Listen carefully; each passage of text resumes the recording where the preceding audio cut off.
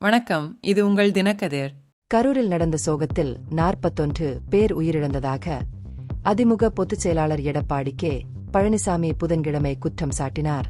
முன்னெச்சரிக்கை நடவடிக்கைகள் எடுக்கப்பட்டிருந்தால் இந்த சம்பவத்தை தவிர்த்திருக்கலாம். குறிப்பாக இதற்கு முன்பு 4 மாவட்டங்களில் இதேபோன்ற நிகழ்வுகளில் ஏராளமானோர் கூடியிருந்ததால் அரசு பொறுப்புடன் செயல்படத் தவறியதே நேரடியாக உயிர் இழப்புக்கு வழிவகுத்தது என்று பழனிசாமி குற்றம் சாட்டினார்.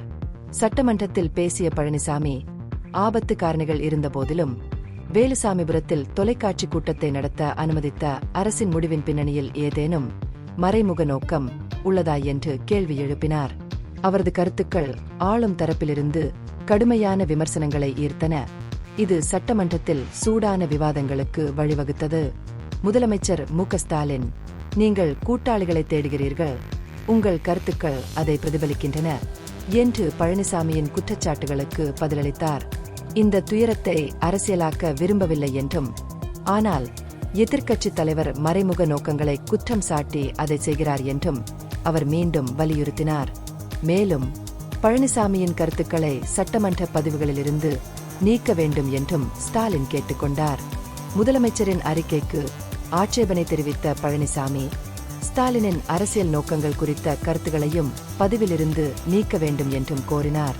இருப்பினும் 2 கருத்துக்களும் பதிவில் இருக்க முடியும் என்று பதிலளித்த ஸ்டாலின் அந்த பரிமாற்றத்தை பதட்டமான குறிப்பில் முடித்தார்.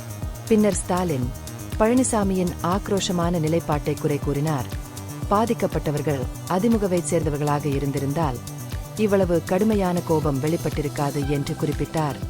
எதிர்க்கட்சிகளின் கூச்சல் தேர்தல் கூட்டணியை உருவாக்க தவறியதால் உருவானது என்றும், மகா கூட்டணி பற்றிய அவர்களின் தொடர்ச்சியான குறிப்புகள் விமர்சனத்திற்கு பின்னால் உள்ள அவர்களின் அரசியல் நோக்கத்தை வெளிப்படுத்துகின்றன என்றும் கூறினார். இதற்கிடையில் மேற்பார்வை குழுவில் 2 பூர்வீகமற்ற IPS அதிகாரிகளை உச்சநீதிமன்றம் அனுமதித்திருப்பது குறித்து காங்கிரஸ் M.L.AK செல்வ பெருந்தகையின் கவலைக்கு பதிலளித்த முதலமைச்சர், அரசாங்கம் பொதுமக்களின் துயரத்தை புரிந்து கொண்டுள்ளதாகவும், இந்த விஷயத்தில் நீதிமன்றத்தை அணுகுவதற்கு முன்பு சட்ட ஆலோசனையை பெறும் என்றும் கூறினார்.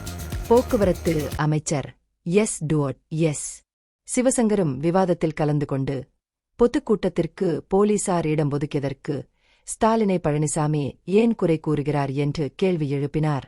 2018 தூத்துக்குடி போலீஸ் துப்பாக்கிச் சூட்டை பற்றி குறிப்பிட்டு அந்த துயரத்திற்கு யார் காரணம் என்று கேட்டார். இந்த கருத்துக்களால் கோபமடைந்த பழனிசாமி மற்றும் அதிமுக எம்எல்ஏக்கள் சபாநாயகர் நாற்காலி முன் போராட்டம் நடத்தினர். பின்னர் கருப்பு பட்டை அணிந்து சட்டமன்றத்தில் இருந்து வெளிநடப்பு செய்தனர். திமுக அரசின் கீழ் காவல்துறையின் அலட்சியமே கரூர் துயரத்திற்கு காரணம் என்று குற்றம் சாட்டி நயினார் நாகேந்திரன் தலைமையிலான பாஜக எம்எல்ஏக்களும் வெளிநடப்பு செய்தனர். இந்த பகுப்பாய்வு நுண்ணறிவுள்ளதாக கண்டால் முக்கியமான அரசியல் முன்னேற்றங்கள் குறித்த கூடுதல் புதுப்பிப்புகளுக்கு லைக் செய்யவும், ஷேர் செய்யவும், சப்ஸ்கிரைப் செய்யவும். இது உங்கள் தினக்கதிர். நன்றி.